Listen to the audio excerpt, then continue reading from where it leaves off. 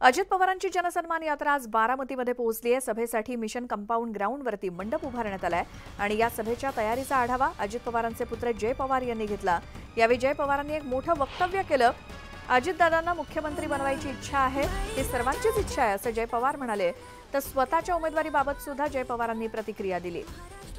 युवकांची इच्छा होती, पण उमेदवारीबाबत अजित पवार निर्णय घेतील आणि दादांसारखं काम करायचंय आणि काम करून घेण्याची इच्छा आहे। संधी मिळाली तर बघू असं जय पवार म्हणाले।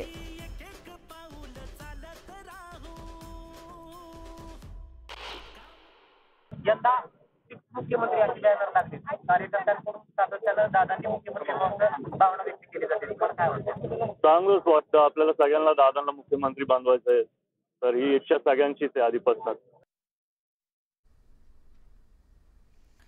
तर अजित पवार यांची जनसन्मान यात्रा आज बारामतीमध्ये आहे आणि त्यासाठीची ही जय्यत तयारी, त्याआधीचा सर्व आढावा जय पवार यांनी घेतला आपल्या कार्यकर्त्यांसोबत आणि यावेळी त्यांनी अजित पवारांना मुख्यमंत्री बनवायचंय असं वक्तव्य केलं।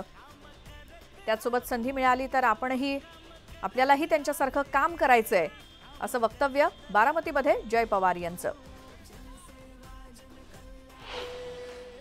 सगळ्यांची इच्छा आधीपासून होती, मला पण युवक बोलायचे दादा तुम्ही नेक्स्ट, पण आता बघू दादा आणि पक्षातले ज्येष्ठ नेते ती निर्णय घेतील।